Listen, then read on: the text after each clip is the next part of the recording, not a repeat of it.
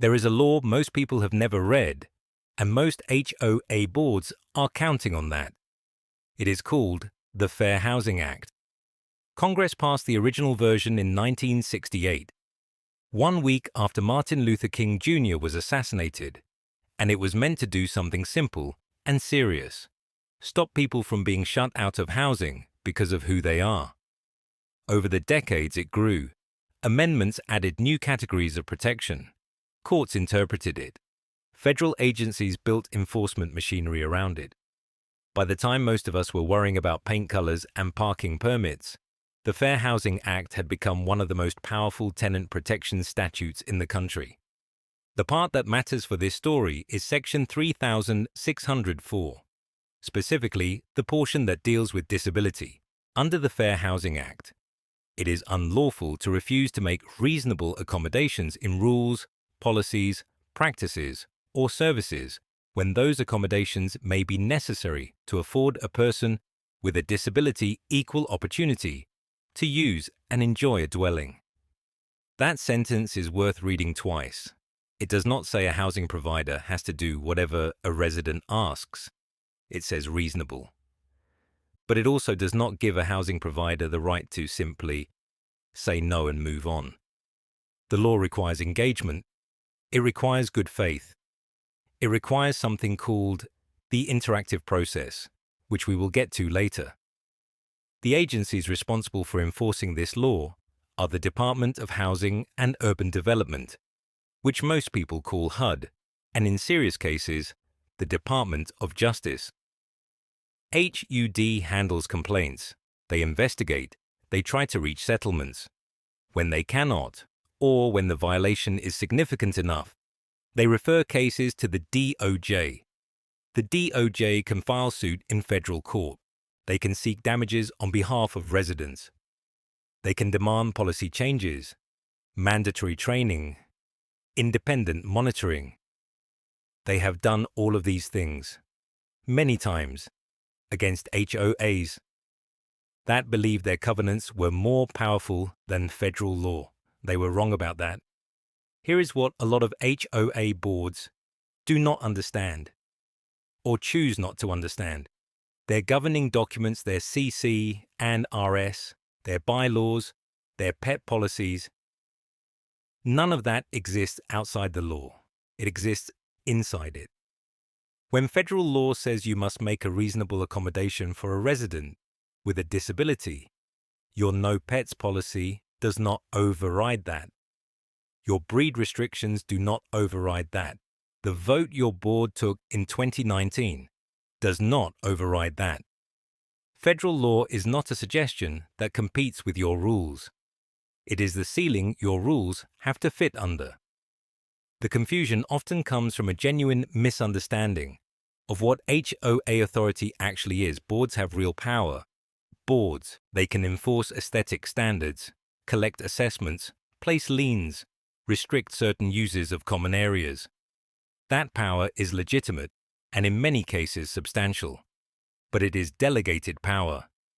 It flows from state law and from the contracts homeowners sign when they buy into a community. It does not flow from some independent source that puts it above federal civil rights protections. What this means practically is that when a resident with a documented disability makes a written request for an accommodation, the HOA does not get to look at that request and then look at its pet policy and decide the policy wins. The law says they have to look at the request, consider whether it is reasonable, consider whether denying it would be necessary to protect some legitimate interest, and engage with the resident in a genuine conversation about how to meet their needs. If they skip that process, if they just say no, if they stall and obfuscate and make the resident feel like a problem to be managed rather than a neighbor with rights, they have not just been unkind. They have potentially violated federal law. That is where this story begins. Most people hear service animal and think it means any animal that makes someone feel better. That's an understandable mistake. It's also the exact mistake that gets HOAs into serious legal trouble. The distinction matters enormously.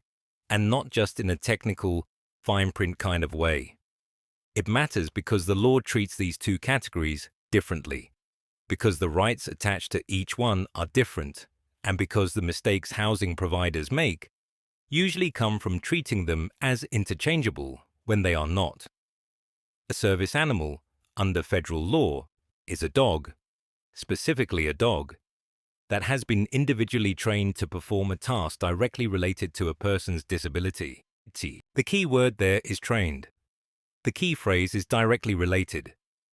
A dog that alerts a diabetic owner to dangerous blood sugar drops is a service animal. A dog that detects the onset of a seizure is a service animal. A dog that guides someone who is visually impaired through a crowded lobby is a service animal. The animal is doing something specific and learned, something that mitigates the disability in a concrete, observable way. An emotional support animal is different. It doesn't need specialized training. Its role is to provide comfort through companionship, and that comfort is itself the therapeutic benefit. A person with severe anxiety or depression may genuinely need that animal present in their home the way another person needs medication. The need is real, the disability is real, but the mechanism is different, and so is the legal framework surrounding it under the Americans with Disabilities Act, which governs public spaces, restaurants, hotels, shops, transit. Only trained service animals have guaranteed access. A business can legally ask a customer to leave if their animal is an emotional support animal, rather than a task-trained service dog. The ADA's protections in public spaces are narrow and specific. Housing law, though, is a different matter entirely. The Fair Housing Act casts a wider net. It covers emotional support animals too. It requires housing providers, which absolutely includes HOAs and their management companies, to make reasonable accommodations for both categories of animal when a resident has a documented disability and a documented need. A blanket no pets policy does not override this. It never has. The courts have been consistent on this point for decades. What that means practically is that an HOA cannot simply point to its CC and RS and say the rule is the rule. The moment a resident presents a disability-related need for an assistance animal, whether that's a trained guide dog or a cat that helps manage their PTSD, the HOA is legally obligated to engage with that request, not deny it reflexively, not demand documentation that goes beyond what the law permits, not stall or ignore or route the request through 12 committees until the person gives up. Engage with it. There is a process the law requires, called the interactive accommodation process, and it exists precisely because these situations are not one-size-fits-all. The resident has to show that they have a disability and that the animal is connected to that disability. The housing provider gets to ask reasonable questions if the disability isn't obvious, but the conversation has to happen, and it has to be conducted in good faith. The problem, and this is where HOA boards consistently get themselves into trouble, is that many boards treat an accommodation request as a threat to be neutralized rather than a legal obligation to be fulfilled. They see a no pets policy and assume it gives them cover. They hear emotional support animal and assume it's a loophole being exploited. They react with suspicion instead of process. That suspicion has cost a lot of HO as a lot of money. It has also cost residents something harder to measure: the experience of having to fight for a federal right inside a place they call home, against people who have decided that enforcing a rule feels more important than following the law. Those are the cases that end up at HUD, and those are the cases that HUD tends to take seriously. There is a particular kind of confidence that comes from having power and never having been told no. That is the only way to explain what some HOA boards do when they get going. Not malice exactly, but the specific recklessness of an institution that has operated without consequences for long enough that it has forgotten consequences exist. HOAs do have real authority. That part is worth saying plainly, because the story gets muddied when people pretend otherwise. A homeowners association can set rules about lawn height, exterior paint colors, parking, noise, and a dozen other things that affect how a community looks and functions. Residents agree to these rules when they buy in. The CC and Rs, covenants, conditions, and restrictions, are a binding legal contract, and courts will enforce them. That is legitimate. That is the deal. The problem is not that HOAs have authority. The problem is that some boards confuse local authority with total authority, and those are not the same thing. Federal law does not disappear at the entrance to a planned community. The Fair Housing Act does not have a carve-out that says it stops applying once you pass the welcome sign with the little lighthouse graphic on it. The Americans with Disabilities Act does not yield to the pet policy in the Community Handbook. Federal statutes sit above HOA documents in the legal hierarchy, and they do not negotiate. What this means practically is that an HOA operating a no-pets policy, even a well-established, consistently enforced, contractually grounded, no-pets policy, is still required by federal law to make reasonable accommodations for residents with disabilities who need assistance animals. The policy does not go away. The accommodation requirement just supersedes it in specific circumstances. These two things can coexist, and in fact, they must. Where boards go wrong, repeatedly and expensively, is in treating a request for accommodation as a challenge to their authority, rather than a legal obligation they need to fulfill. The instinct is understandable from a management perspective. A board has spent years enforcing a rule consistently. Someone now says the rule does not apply to them. The board reads that as special treatment, as the beginning of the end of order, as something that will open a door that cannot be closed, so they push back. But pushing back on a federal accommodation request is not the same as enforcing a community standard. It is the same as refusing to comply with federal law. The distinction matters enormously, and it is the distinction that tends to bring regulators into the picture. The interactive process is what the law actually requires. When a resident submits a reasonable accommodation request related to a disability, the housing provider, which includes an HOA, is obligated to engage with that request in good faith. That means reviewing it, potentially asking for documentation, considering whether the accommodation is reasonable, and either granting it or explaining specifically why it cannot be granted. What it does not mean is ignoring the request, denying it without explanation, or treating the resident like they are trying to get away with something. Courts have been remarkably consistent on this. The size of the HOA does not matter. The strength of the original rule does not matter. The sincerity of the board's belief in the importance of their pet policy does not matter. What matters is whether the federal accommodation process was followed. And in cases where it was not, the HOA typically loses, not on a technicality, but on the substance of what the law requires. This is the legal reality that boards sometimes do not encounter until they are already in trouble. Not because the law is obscure, it is not, but because nobody tested them before. Nobody pushed back, nobody filed anything, until someone did. The morning Margaret finally decided to file, she sat at her kitchen table for a long time before she touched the computer. She had the folder in front of her, the one she'd been building for 4 months, and she just looked at it. All those papers, all those letters back and forth with the board, all those polite, careful words that hadn't moved anyone an inch. Filing a complaint with the Department of Housing and Urban Development is not complicated. That is one of the first things worth saying, because people assume it must be. They imagine lawyers and courtrooms and fees they can't afford. But HUD built their complaint system to be used by regular people. And Margaret was a regular person, and she used it. She went to HUD.gov. She found the fair housing page. She clicked the link that said "File a complaint online," and she started reading. The form asks you to identify who you are, who discriminated against you, and what they did. It asks for dates. It asks for any documentation you have.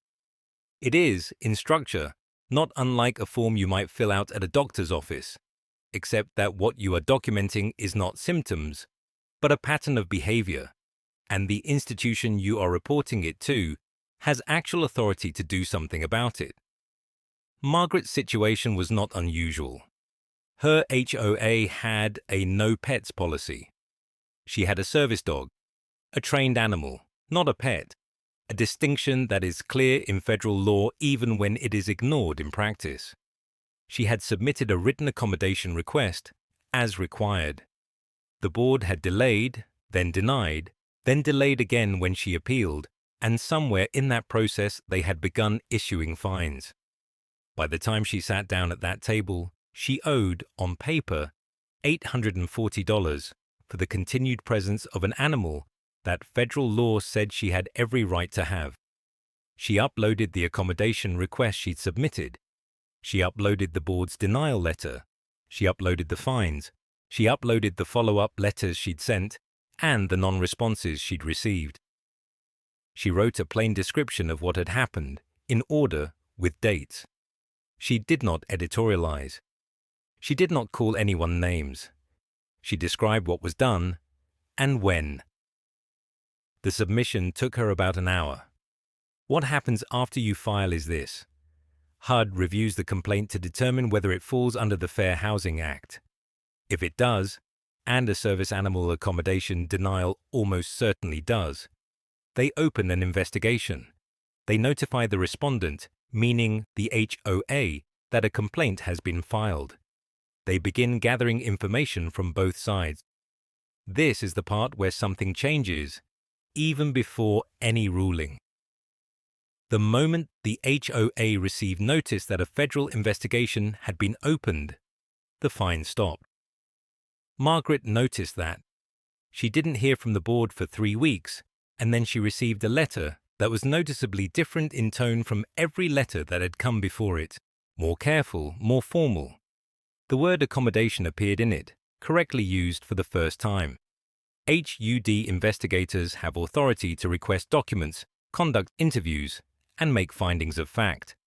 If they find that discrimination occurred, they can attempt conciliation, a negotiated resolution between the parties. If conciliation fails, the case can proceed to a hearing before an administrative law judge or be referred to the Department of Justice. Margaret didn't know yet where her case would land. She didn't know, sitting at that table, that it would eventually be referred. What she knew was that she had filed, that it had cost her nothing but time, and that for the first time in 4 months, someone with actual authority was aware that this had happened. She closed the laptop.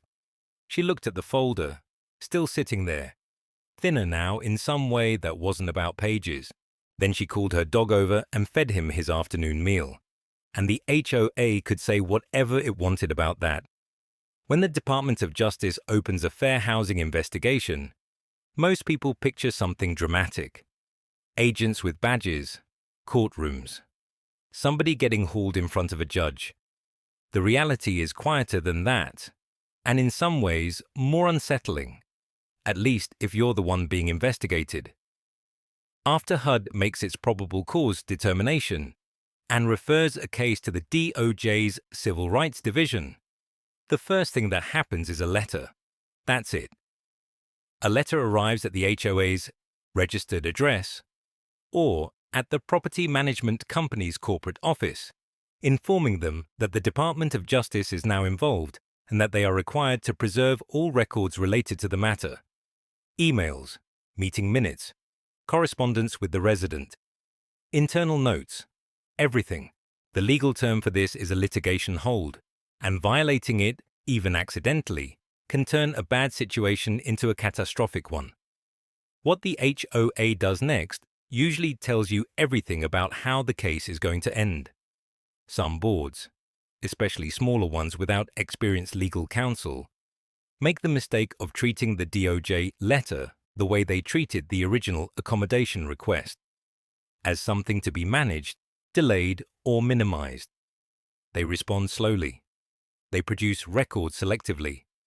They write back with language that sounds firm and confident because that's what worked with the homeowner. It does not work with the Department of Justice. The investigation itself proceeds in stages. DOJ attorneys review the HUD case file, which by this point includes the resident's original accommodation request, any supporting documentation, the HOA's written responses, and the record of how the interactive process, or the failure of it, unfolded. They're looking for a specific pattern. Did the housing provider receive a request? Did they understand it involved a disability-related need? And did they refuse or fail to engage in good faith? In cases involving assistance animals, the documentation trail tends to be especially clear. Either the HOA asked for appropriate verification and engaged honestly with the response, or it didn't. Either it applied its pet policies uniformly and without regard to federal accommodation requirements, or it didn't. There isn't much gray area, which is part of why these cases resolve the way they do. During the investigation, DOJ attorneys may conduct interviews. They talk to the resident. They talk to HOA board members, sometimes individually. They may request testimony from property management staff. People who were copied on a single dismissive email 2 years ago suddenly find themselves explaining, out loud, to a federal attorney, exactly what they meant when they wrote it. This is where the paper trail that felt like a minor annoyance during the original dispute becomes something else entirely. Every unanswered letter, every form rejection, every meeting where someone voted to deny an accommodation request without ever reading the supporting medical documentation. It all exists. It was preserved. And now someone with the full authority of the federal government is reading it carefully. The investigation phase typically takes several months, sometimes longer in complex cases. Throughout that period, the DOJ may also attempt to negotiate a settlement. This is called a consent order or consent decree, and it's actually the most common outcome.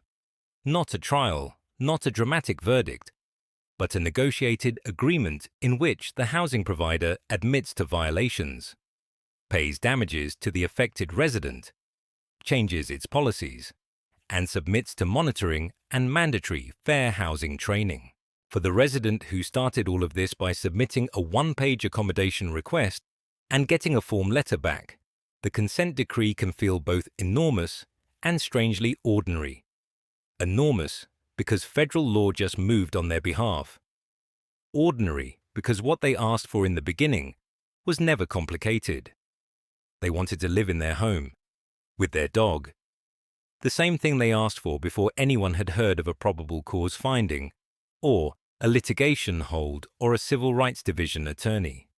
The process simply had to catch up to what was always true. There is a moment, usually quiet, usually in a waiting room or at a kitchen table, when a person realizes the institution they believed was ignoring them was actually required by law to listen. That moment does not arrive like a thunderclap. It arrives like a door that was always unlocked. The interactive accommodation process is that door. Under federal fair housing law, when a resident with a disability requests an accommodation, whether it is a grab bar in a bathroom, a reserved parking space, or the right to keep a service animal in a no-pets community, the housing provider cannot simply say no and walk away. They are legally obligated to engage, to sit down, figuratively at least, and have a real conversation. The process is called interactive because that is exactly what it must be. A back and forth, in good faith, between two parties trying to find a workable solution. Most HOAs, that end up in federal trouble do not fail because they had the wrong policy written down somewhere. They fail because they never had the conversation. What the law requires is not complicated in theory. The resident makes a request. The provider acknowledges it. If the disability is not obvious and the need for accommodation is not self-evident, the provider can ask for documentation, but only enough to confirm that the person has a disability and that the accommodation is connected to it. They cannot demand a person's entire medical history. They cannot require a specific form, a specific doctor, or a specific diagnosis. They cannot set up so many hoops that the process itself becomes the punishment. Once documentation is provided, the clock starts. The provider must respond. They can propose alternatives if the exact request feels unworkable, but they have to propose something. Silence is not a response. Delay is not a response. Referring the resident to a committee that never meets is not a response. In cases involving service animals specifically, the threshold is even clearer. If someone's disability is visible, or if the role of the animal is readily apparent, the provider often cannot ask for documentation at all. The interactive process in those cases is shorter still. The resident asks. The provider accommodates. That is frequently the whole conversation the law envisions. Where HOAs consistently go wrong is in treating accommodation requests as threats rather than obligations.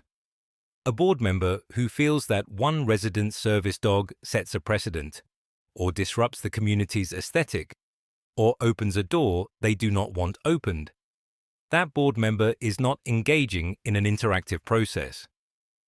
They are making a policy decision dressed up as a procedural one. And federal investigators have seen that pattern so many times that they know exactly what it looks like in the paperwork. The documentation tells the story. A request submitted in writing, followed by weeks of silence, followed by a form letter citing the no pets policy, followed by a fine. That is not a process. That is a wall, and the law does not allow walls. When HUD or the DOJ reviews a case, they look for evidence of genuine engagement. Did the provider respond in a timely way? Did they ask only for what they were entitled to ask? Did they consider the specific request on its individual merits, rather than applying a blanket rule? Did they communicate with the resident directly? Or did everything filter through layers of management designed to diffuse accountability? A resident who documented every step, every email sent, every voicemail left, every letter mailed with a return receipt, has effectively done half of the investigator's job for them. The absence of a response is itself evidence. The paper trail does not just record what happened, it records what did not happen. And what did not happen in accommodation cases is often the entire case.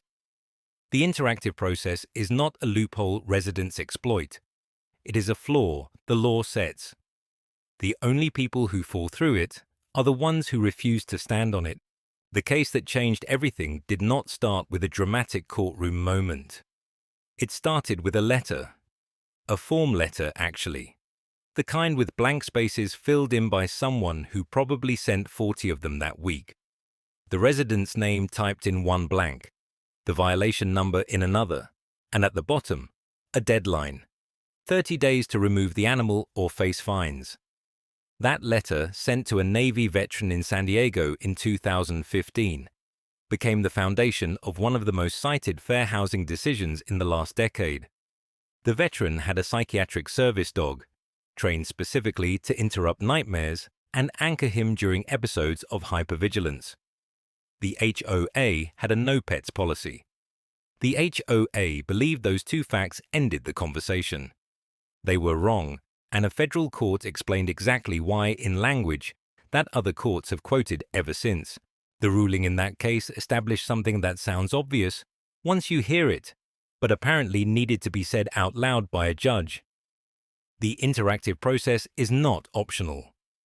When a resident with a documented disability requests an accommodation, the housing provider cannot simply say no and point to a policy. They are required by law to engage, to ask questions, to evaluate the specific request on its specific merits. Silence is not a response. A form letter is not a response. A reiteration of the policy is not a response. The court called that kind of behavior a per se violation, meaning the refusal to engage was itself the illegal act, separate from whatever final decision the HOA might have eventually reached. 2 years later, a case out of Arizona added another layer. A family with a child who had autism requested permission to keep an emotional support dog in a community with a strict no animals policy. The HOA denied the request without asking for any documentation, without speaking to the family's doctor, without any process at all. The DOJ intervened. The settlement included monetary damages, mandatory policy revision, and something that has become a standard feature of these agreements: years of required fair housing training, with an independent monitor checking compliance. What the Arizona case clarified was the documentation question. HOAs had started demanding elaborate, specific medical records in response to accommodation requests, some of them requiring information that went far beyond what the law allows. The settlement agreement drew a clear line. A housing provider may ask whether the person has a disability and whether there is a disability-related need for the accommodation. They may not demand a diagnosis. They may not demand treatment records. They may not require the resident to use a specific form or see a specific doctor. The moment they start constructing paperwork barriers, they are on the wrong side of the law. A case from a Florida condominium association the following year addressed weight and breed restrictions directly.